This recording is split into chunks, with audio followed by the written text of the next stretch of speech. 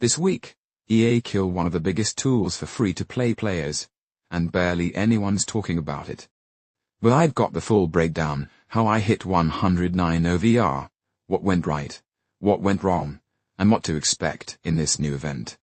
Welcome to the most chaotic week yet in free-to-play to glory.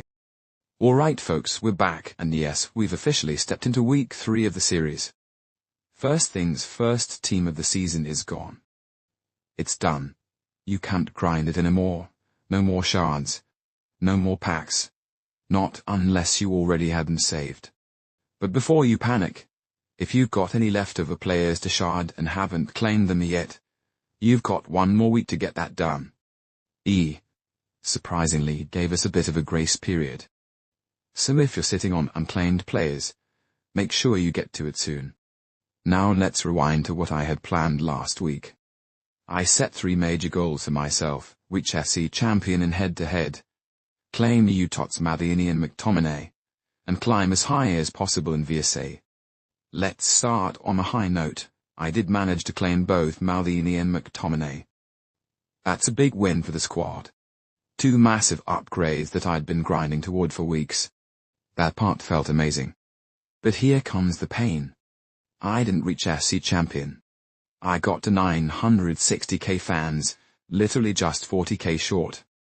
It was right there. One last push and I would have been in.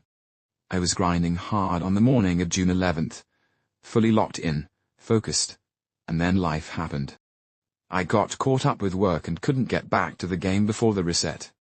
So yeah, it's done. And because I was all in on head-to-head, I didn't push very far in VSA either. I only reached World Class 3 and left it at that. Sometimes you win, sometimes you fall just short.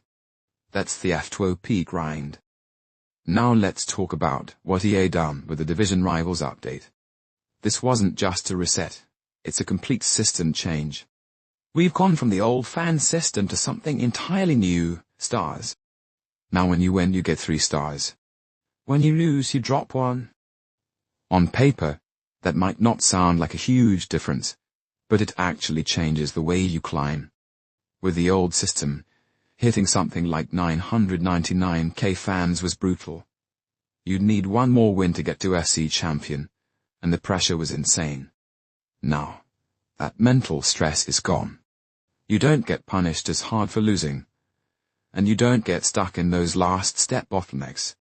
The number of matches you need to play hasn't really changed, but it feels way smoother, way more forgiving, and honestly more enjoyable.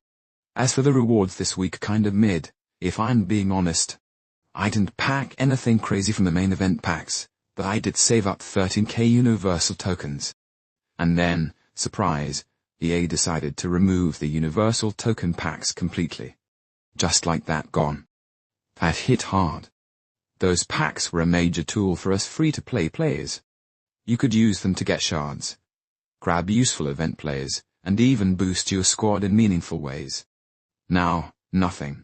Even the 2.5k gem pack for 1k universal tokens got pulled after just 4 hours of the update going live.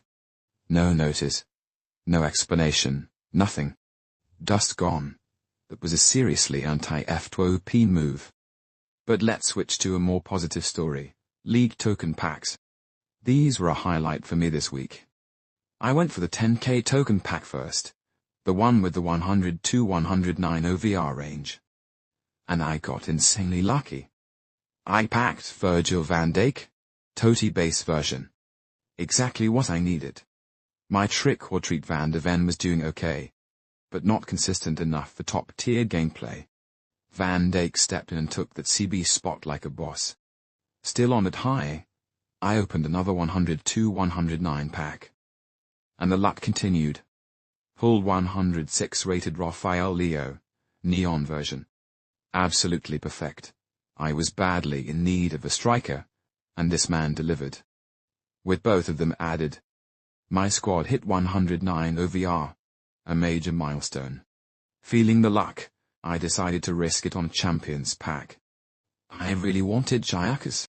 Dropped 4.5k gems and yeah, EA humbled me. Got a 104 rated pole. Nothing special.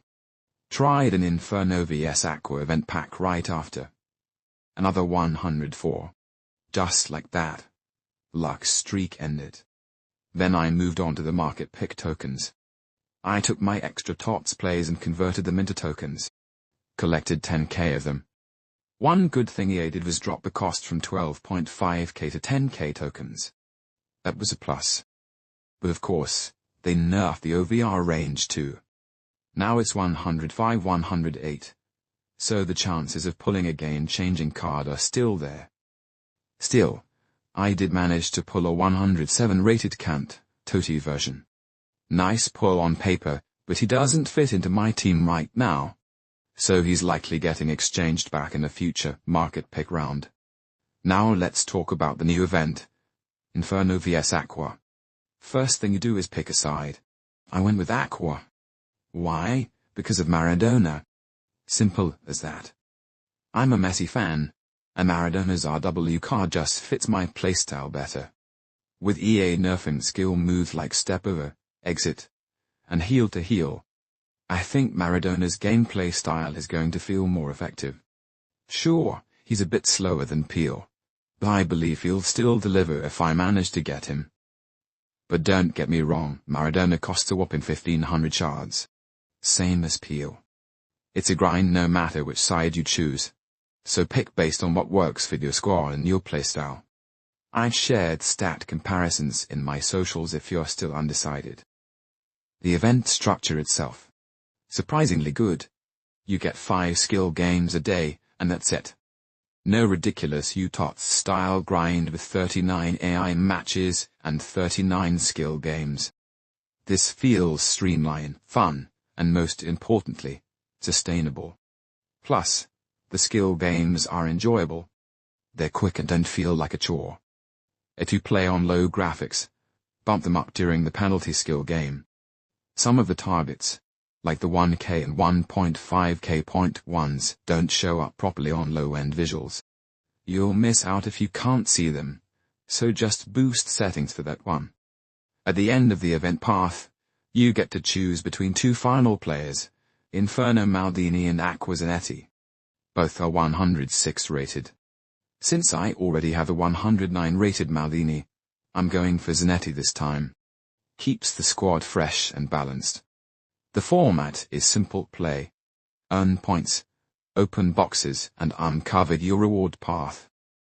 It's RNG heavy, sure, but way more manageable than some past events. That said, I do have major criticism for this update.